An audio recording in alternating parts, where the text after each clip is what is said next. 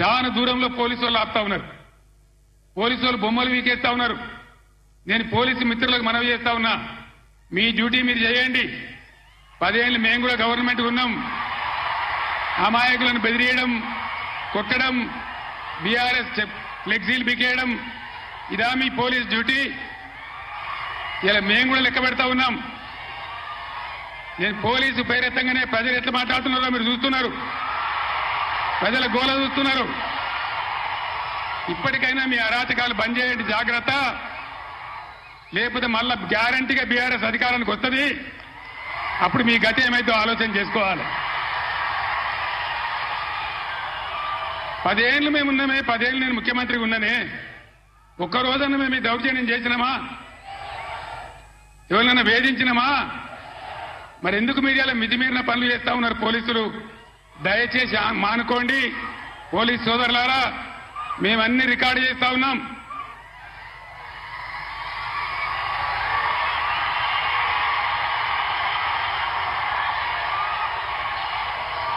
ఈ ప్రజల స్పందన చూసైనా మీరు మారాలి.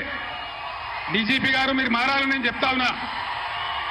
లేకపోతే మీ మీదకి ప్రజలే తిరుగుబడే రోడ్ వస్తుంది, జాగ్రత్త అని నేను చెప్తా ఉన్నా.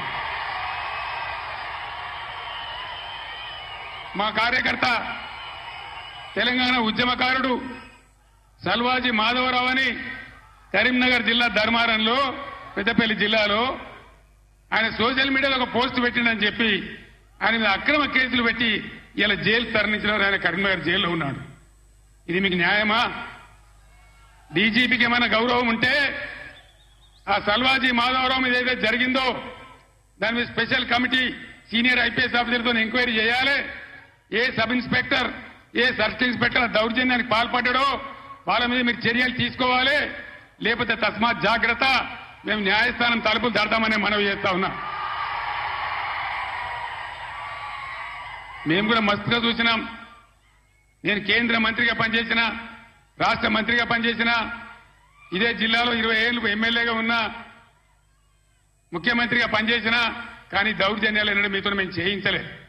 అనవసరంగా మీరు రాజకీయ చేసే వాళ్ళు చేస్తారు, మీకు అవసరం లేదు. ఆయాల ఎక్కడ చూసినా వరి కోతలు ఉండే, ఇవాళ కరెంటు కోతలు, క్రాప్ హాలిడేలు. దయచేసి ప్లీజ్ 10 నిమిషాలు, నేను ఎక్కువ మాట్లాడను, 15 నిమిషాలు నినాదాలు తర్వాత చెప్తాను తమ్ముడు. ఇదేంద్రా అంటే ఆ రోజు ఇవాళ ముఖ్యమంత్రి చెప్పిండు 2 లక్షల రుణమాఫీ డిసెంబర్ 9 తారీఖు. ఏడవ డిసెంబర్ 9 తారీఖు ఎవడో ఒకడు అన్నాడట, కూర్చుంటే లేవో శాత కాదు కానీ తాటి చెట్టు అంత ఎగురుతా అన్నాడట. డిసెంబర్ 9 పోయింది, అన్ని పోయినాయి. మళ్ళా ఆగస్టు 15కి చేస్తామంటారు. మొన్న ఇంకో ఎమ్మెల్యే రేవూరి ప్రకాష్ రెడ్డి అని ఏడాది తర్వాత చేస్తామంటారు. అసలు వీళ్ళు చేస్తారా? వీళ్ళని నమ్మచ్చునా? వీళ్ళను వంగదీసి వీళ్ళ మెడలు వంచి 2 లక్షల రుణమాఫీ చేయించే బాధ్యత బీఆర్ఎస్ పార్టీ మేము తీసుకుంటా ఉన్నాం. అందరం కలిసి యుద్ధం చేద్దాం.